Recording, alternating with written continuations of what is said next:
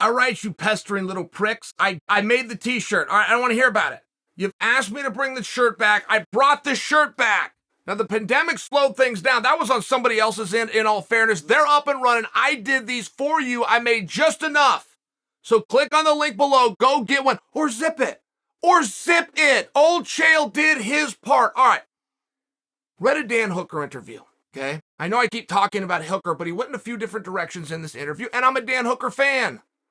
And Dan Hooker was talking about the most technical and the best grappling athlete at 155. Who do you think he said? I want to give you just a second here. I want you to get your votes in. Who do you think Dan Hooker said? The most technical and the most superior ground fighter at what is now Dan's old weight class of 155 pounds. Let me remind you, Dan Hooker was ranked number 5 in the world. Had a split decision loss to Poirier. Split decision, meaning one licensed judge thought he beat Poirier. That's how good Dan Hooker is, and that is how good and in-depth he has studied this division. He's now left it, so he's speaking about it. Who do you think he said? Pausing so you can think. Who is the best grappler? The most technical fighter at 155? Beneil Dariush was the answer. Beneil Dariush is what Dan Hooker said about his old division, where he was in the top tier, right? Top 10 is not a thing, as much as you think it is. 5 through 10 is a thing. 5 to 1 is their own thing. Dan Hooker was in the top of this division. He has studied it inside and out. He's been in there with everybody. And the guys he hasn't been in, he's watched. Beneil Dariush was his answer. If Dan Hooker is right, if anybody's got the right to an opinion, you just heard from the guy. If he's right, what does that mean about Beneil Dariush versus Islam Makhachev? Because that is the fight that has been announced, that for the hardcores, you guys are loving it. To the masses, they don't even remember that it was announced. And we do have fights like this that go under the radar, that you look back and over time, it's like a fine wine that gets better and better. People are talking about, it'd be a dream fight to have Demetrius Johnson versus Dominic Cruz. That fight happened. Your dream fight happened. Like, some of these matches take place and it just gets glossed over. And I feel like as far as the announcement goes, as far as people understanding what's on the line here, this is very meaningful. And I think that one reason this goes under, Benny doesn't speak up for Benny. I say more good things about Benny in the course of a week than Benny does in 3 years. That's okay. That doesn't mean we dismiss a guy like that, and now he's put in a position to have an opportunity. It's the second opportunity he's had. Getting in there with Tony Ferguson was a big opportunity. Getting in there with Islam and being declared by Justin Gaethje. Justin doesn't make the decisions, but he's making some of them. Justin's calling that the number 1 contenders match. Before that fight goes off, Justin's going to be right. Justin started it, so I'm giving him his due. But I'm repeating it. And you guys are thinking it. And other people are going to repeat it. And when the rest of the boys at 155 accept it, it's done. That's where it becomes done. And none of the boys at 155 have spoke up yet to say, hey, Justin, I disagree with that.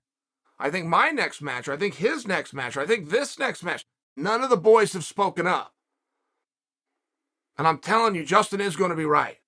Benny and Islam are going to take on the winner of Gaethje versus Oliveira or Poirier once that all gets worked out. If everything goes right. I mean, I know there's changes within the sport. And we all think that Islam's going to win. Why is that? Why do we think Islam's going to win? Is it because he's so good? So's Benny. Is it because he's so experienced? So's Benny. Is it because he never gets tied in a round? Neither does Benny. Is it because he's great on the ground? So's Benny. Is it because he's beaten so many guys in a row? So is Benny. Why are we just acting like Islam's going to win? We just heard from a guy who used to be in the top tier of the division. He just gave the nod to Benny, and he broke it down a little bit further. He said if they get to the ground, this is Hooker, they could cancel each other out. So Hooker is making no concession. In fact, he's refusing the premise that Islam can just take Benny down and control him. That doesn't mean that Hooker's right. Let's say he is. So Hooker went a little further to say if that's the case, they're going to be on their feet, and Dariush is meaningfully better on his feet, end quote. Well, we don't know that part for sure. We have most definitely seen Dariush do more damage, land more shots, control space for more time than we've seen Islam. That doesn't mean he's better. This is one of the places where the bettors, the handicappers, have to really take this into consideration, or they end up getting burned at the window. Just because you haven't seen a guy do something doesn't mean he can't do something. There was a top boxing guy, it might have been Teddy Atlas. This just came out 3 days ago. A top boxing guy, if I could produce the name for you, that was breaking down the best boxers in MMA. Do you want to know who's on that top 5 list? Daniel Cormier. When's the last time we've seen Daniel do that?